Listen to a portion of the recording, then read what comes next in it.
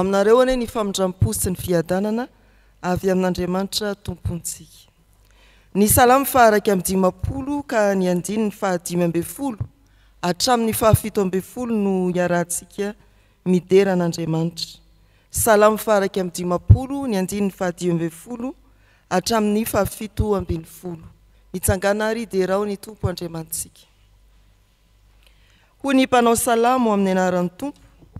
Tompo, sokafony molotro dia anambara ny fiderananao ny vavako, fa tsy fanatitra misitrakao, raha izany dia nomeko ihany.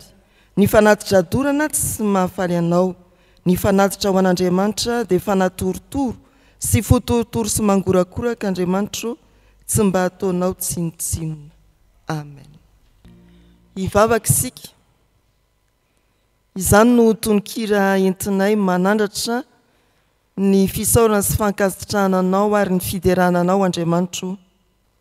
Misaotra anao izahay fa notarianao hamakivaky ny volana janoary amin'ity taona ity. Ny famindramponao no nialohavanao anay. Ny fampaherezanao dia teo aminay mandrakariva ary tafaombony izahay amin'izao vavaka izao dia mbola mideranao satria lehibe tokoa ny fiandriananao. Tompo araka ny tenin'ny mpanao salamo dia fanatorotoro sy mangorakoraka no ankasitrahanao ary tsy ataonao tsinotsinona izany.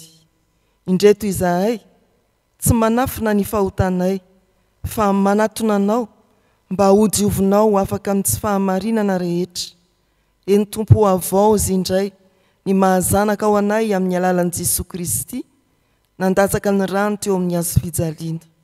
Ary ity fotoana ity izay anonanay ny anaranao eto amin'izao toerana izao dia aoka hoeniky ny fanahinao masina ary indrindra hanambaranao aminay indray ny sitraponao avy amin'ny soratra masina izay hovakiana sy hanafarana anay. Ary naiza misy olona mivory amin'ny anaranao dia aoka ho ao afovoany ianao. Amin'ny anaran'i Jesosy. Amen. Sokafy ny baibolitsika ao amin'ny Levitikosy 7:12 manomboka eo amin'ny andiny 7 hatramin'ny 9.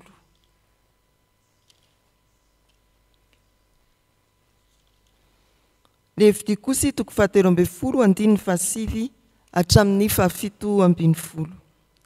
Amin'ny anaran'ny Tompo, raha misy abokana amin'ny olona dia hoentina any amin'ny mpisorona izy.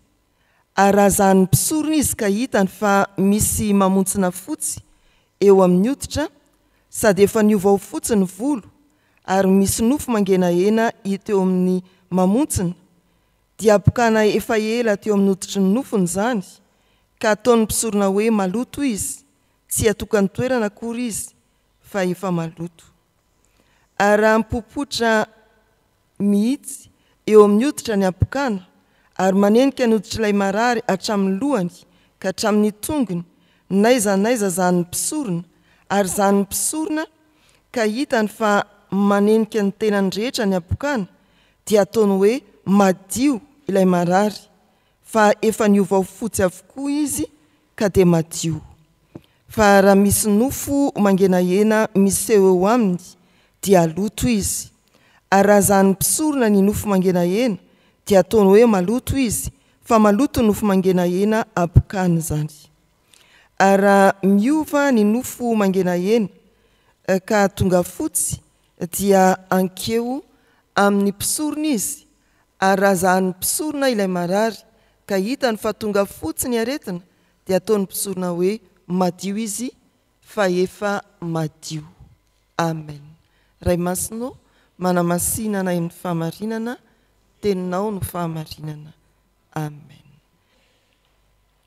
Anankiray amin'izay perikopa tamin'ny alahady teo ny malonatsika araka ny karatra mofinaina amin'ny tsy zoma farany volana janoary ity. Miresaka indrindra ny amin'ny fandaminana teo amin'ny jiosy ny amin'ny atao hoe abokana na ny olona marary hoditra. Ny fanahin'ny Tompo any ry havana mbola hampahitantsika zava-mahagaga ao amin'izao soratra masina izao. Tsara ny manamarika tia mpiandohana fa ny Levitikosy 7:10 sy ny 4:10 dia amarita ny Baiboly ny amin'izany atao hoe areti-koditra sy ny fampitondrana amin'ny marary-hoditra. Arak'izay vaky teny nanoloanantsika dia ny mpisorona ireo manatanteraka ny fanompona ao amin'ny tempoly ny amin'ny mpanota indrindra no itodiana raha toka mitranga ny areti-koditra ny apokana araka ny Levitikosy 7:10 sy 4:10 raha mpivavahana eto ny areti-koditra ny apokana. Mamaky sika eo amin'ny 7:10, 10:10 sy 9:10 rehefa hita soritra mazava fa tratra ny apokana ny olona anankiray teo amin'ny jiosy dia atoka-monina izy. Ny soratra masina eo amin'ny 10:10 sy ny 9:10 ny anaran'ny Tompo. Ary ny amin'izay efa boka mihitsy dia lamba tritra no fitafiny ary karakara ny volony dia isarom-bavy izy sady antsoantso hoe maloto hoe amin'ny andro rehetra izay arariny amin'izany aretina izany dia aloto izy, eny maloto izy dia hitoetra mitokana ka eny ivelan'ny toby no itoerany. Izay ny fampitondrana amin'ny olona marary-hoditra.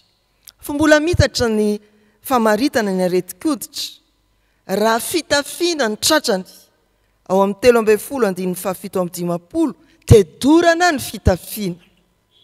Mety voasoritra koa fa tratra ny apokana ny trano miseho amin'ny rindrin'ny trano zany ary amin'izany hoy ny fandaminana eo amin'ny 7:10-9:30 dia hidina 7 andro ilay trano tratra ny apokana. Zany hoe ny tontolo mihitsy zany no voamariky araka ny fampianarana ny soratra masina eto fa mety ho tratra ny apokana. Raha tsy ahitana vahaolana afa-tsy ny faniliana sy ny fandravana ny areti-koditra izay ihany. Na ianao ahilika na ianao ravaina le vonina amin'ny afo idina afotoana. Miriama sy Arona dia nialona ny Mosesy tamin'izay andraikitra masina ny antson'Andriamanitra azy. Ary rehefa naneo zany fialonan'izany izy ireo dia naninona? Tratra ny apokana 7 andro. Zay vao niverina ny fiarahamonina. Amin'izay dia sokajiny hoe ozina ny apokana. Mosesy raha nantson'ny Tompo amin'ny Exodosy 4 dia nanilikilika ny tsy handeha izy fa nomen'ny Tompo famantarana ny hoe atsofoy ao tratranao ny tananao dia natsofony tonga boka, atsofoy indray dia nampidiriny ka niverina amin'ny laoniny sitrana soamatsara. Amin'izay dia famantarana ny apokana. Fa rehefa mamaky ny soratra masina manontolo isika riavana na ao amin'ny testameta taloha na ao amin'ny testameta vaovao, ny apokana dia evim-panahin'ny fahotana. Ny apokana dia evim-panahin'ny fahotana. Ireo boka izay miantsoantso hoe maloto hoe ka ny toka-monina dia efa sokajin'ny olona maty fahavelony. Ary ny mpanota izay tsy afaka mifanerasera amin'Andriamanitra dia efa maty fahavelony. Misefitra mampisaraka amin'Andriamanitra ka toy ny efa maty izy. Izany riavana no anazavazava amintsika misimisy kokoa ny anjara mofinainantsika amin'ity farany volana janoary ity. Ny voalohany eo amin'ny 9:7-9:10 aza jerena fotsiny ny apokana. Ny faharoa eo amin'ny 9:12-17 aza manadio tena. ary ny farany eo amin'ny 740 hatramin'ny 940 aza miverina amin'ny apokana intsony. Ny andininy 7 hatramin'ny 940 hoy ny soratra masina raha misy boka dia maninona? Raha misy ahoana izy? Atao inona ilay olona? Raha misy apokana amin'ny olona dia hoentina amin'ny mpisorona izy. Dia eo no mpisorona manao ny fandiniana rehetra, boka sa tsy boka. Izy no manome ny valin'ny fitiliana ka milaza hoe boka ity olona ity na tsy boka ity olona ity. Aza jerena fotsiny ny apokana. Na amin'ny tenanao zany, amin'ny tenantsika manokana, na amin'ny olona manodidina antsika. Tsy afaka hijery fotsiny ny apokana isika. Dia entina eo amin'ny mpisorona izy. Ny mpisorona moa raha makaty amin'ny testameta vaovao isika any amin'ny bokin'ny Hebreo dia Jesosy Kristy ilay mpisorona be. Tsy misy toa azy, tsy ampitoviana amin'iza na amin'iza, tsy azo ampitahina amin'ireo mpisorona araka ny testameta taloha. Ento eo amin'ny Jesosy izy.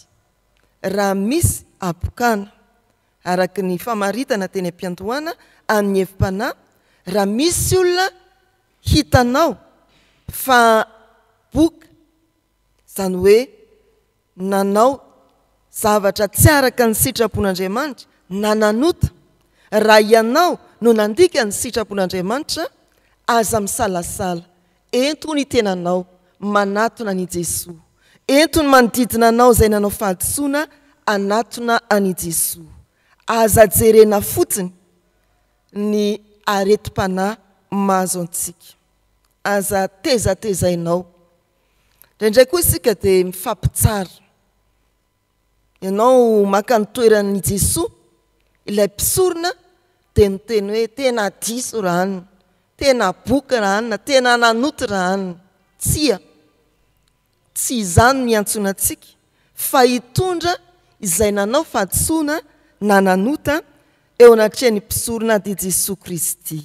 Raha dika dia hoe toroy ny filazantsara, ambarao ny mahampanota ny olona ary tao mizy hibebaka. Jesosy ihany no mpitsara. Jesosy ihany no afaka amoaka ny hoe manota ianao. Ary amin'ny alalan'ny teniny izay torian'ny fiangonana no ahatsapanao fa mpanota ianao. Aza jerena fotsiny ny apokana. Aza hodina-dala ny fahotana. Ny faharoa, aza manadio tena. Jesosy Kristy ihany no mahadio. Na ny mpisorona ao amin'ny testameta taloha izay notolorana andraikitra masina, handinika ny marary hoditra azy, dia tsy afaka nanadio, fa ny anteniny rehefa hita ny fanivadika fotsiny mena, dia miteny hoe madio ianao ka afaka miverina amin'ny fiarahamonina. Izay lalana nanadiovana an'ilay marary hoditra tsy fantatra, fa ny anteniny maloto ianao, madio ianao. Jesosy ao Marka 2 tamin'ny perikopa lahady teo dia niteny tamin'ilay boka nay marary hoditra manao hoe mety aho madiova ianao. Tsy afaka anadio teny sika riavana amin'ny asa tsara izay atao, amin'ny fandaharan-teny samihafa manalatsiny, fa Jesosy ihany no afaka anadio antsika. Izy ihany no afaka miteny hoe mpanota ianao, tsisy olona afaka hitsaranao. Izy ihany koa no afaka hiteny hoe madiova ianao, voavela ny elokao. Riavana malala rehetra amin'ny tompo, tsy asa tsara ataonao no fanadiova-tena, tsy ny teny tsara lahatra anaronana ny lainga no manamarina antsika, fa Jesosy ihany, izy no manadio antsika ho afaka amin'ny tsy fahamarinana rehetra. Izay ny antony ira fa 700 teny am-piandohana teo. Jesosy ny fitiavanao, voaombo ianao. Afakotanay. Tena tsarovy fa tsy manadio tena isika, tsy afaka hanadio tena. Jesosy ihany no hanadio antsika amin'ny teny hoe mety aho madiova ianao. Ny fahatelo, aza miverina amin'ny abokana intsony, aza miverina amin'ny fahotana intsony.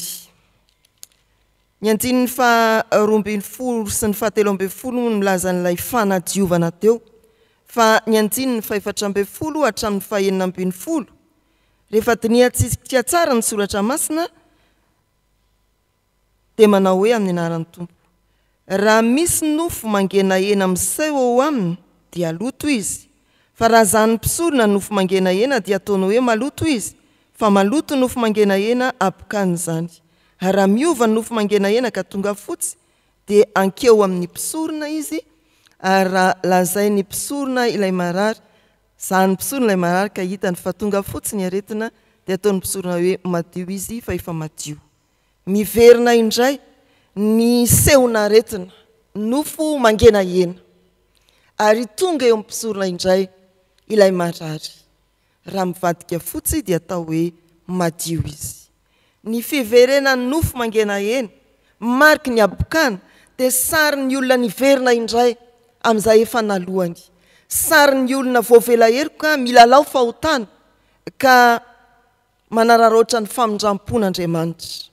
Rehefa nandroso tamin'ny fanetretena fotorotoro sy mangoroakoraka teo anatrehan'ny Tompo ianao, tsy nanao zava-maivana ny fahotanao, ary nandray ny fanadiovana avy amin'i Jesosy Kristy ilay mpisorona be dia ny famelan-keloka ampy izay.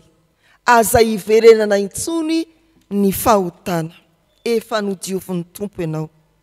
Ao amin'ny Isaia 1:20 izay teny famelan-keloka mahazatra antsika tokony ho fiainantsika, misy manao hoe: namena tahaka ny jaky aza ny fahotanareo dia ho fotsiko tahaka ny oram-panala, ka ny mena lasa fotsy, aza hovaina mena indray. Sahirana eo sika, aza miverimberina amin'ny fahotana.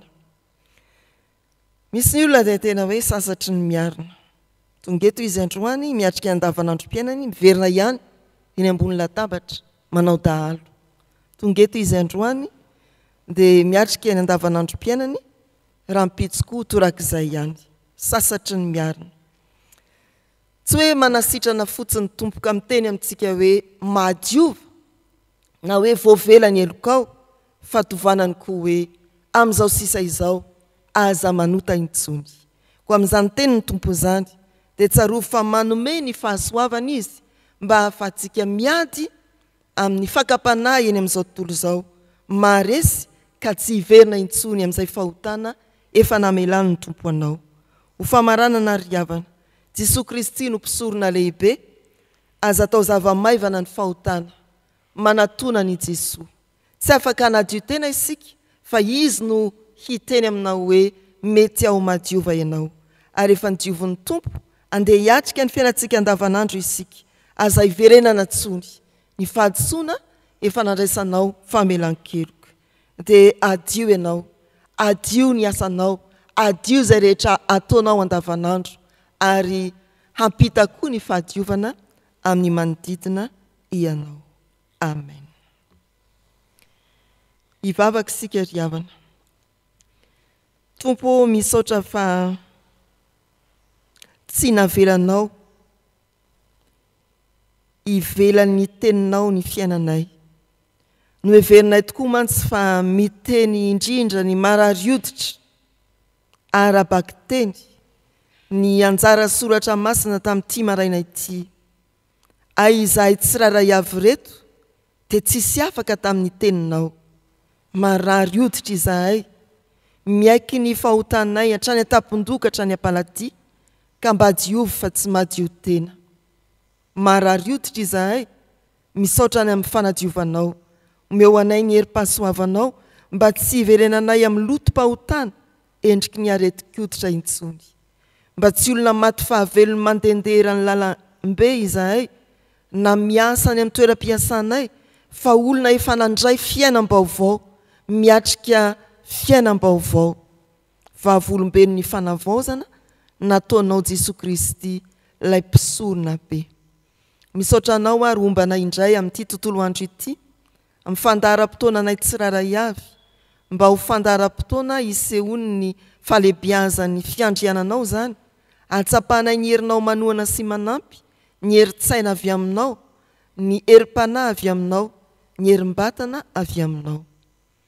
Mba ho tsaronao koa ary ho tsinjovinao ireo manodidina anay, mpiara-monina, mpiara-miasa, mpiara-mianatra, ny ankonanay, naizanaiza nizanizy izy ireny tompo, ianao no iaro azy manodidina ary tena anadio azy ho afaka amin'ny tsy fahamarinana rehetra, anome azy ny herinao mba handreseny an'izao tontolo izao. Dia ho andro andraisanay ny fitahiana avy aminao koa ty andro ity, ho andro ahitanay ny voninaitrao, ho andro iainanay amin'ny fifaliana sy ny faherezana. Dia tsarovy indrindra ny firenenay, ireo tompon'andraikitra mahefy isan'ambaratonga, ireo vahoaka miara-monina aminay eto amin'ity firenenay ity, vahiny na malagasy toanay, mba samy ho voatsidiky ny fanainao masina, ka tsy anao tsinotsinona anao Andriamanitra amin'ny fahalebiazan'ny fiandriananao. Ny fiangonana efa najoronao eto amin'izao tontolo izao ane, ho tahinao amin'ny asa fijoroan'ny vavolombelona, ho ampaherezinao amin'izay mety ho fanenjena sy olana samihafa mianjady, ary mbola haneo hatrany ny fitiavanao, manasitrana amin'ny areti-panahy, ny herinao manasitrana amin'ny aretinay aranofo sy ny fahavizana-tsaina samihafa. Rainay izay ny an-danitra, ho amasinina ane ny anaranao, ho tonga ane ny fanjakanao, atao ane ny sitraponao ety an-tany ho tahaka ny eny an-danitra. Meo anay an'io izay anasahazao anay, ary mamelany heloka ay tahaka ny namelanay izay meloka taminay. Aza mitondra anay amin'ny fakapanahy, manafahanay amin'ny ratsy, anao ny fanjakana sy ny hery ary ny voninahitra mandrakizay. Amen. Raiso tanteraka aminareo ny tsodrano-tononona amin'ny anaran'ny Tompo, ary Andriamanitry ny fiadanana izay nitondra ny Jesosy Tompontsika mpiandry lehibe hiala amin'ny maty, mitondra ny rano ny fanekena mandrakizay, izy ane hatanteraka anareo amin'ny tsara rehetra, anao ny sitrapony ka hiasa ao anatinareo izay ankasitrahany eo masony amin'ny alalan'i Jesosy Kristy. Amen.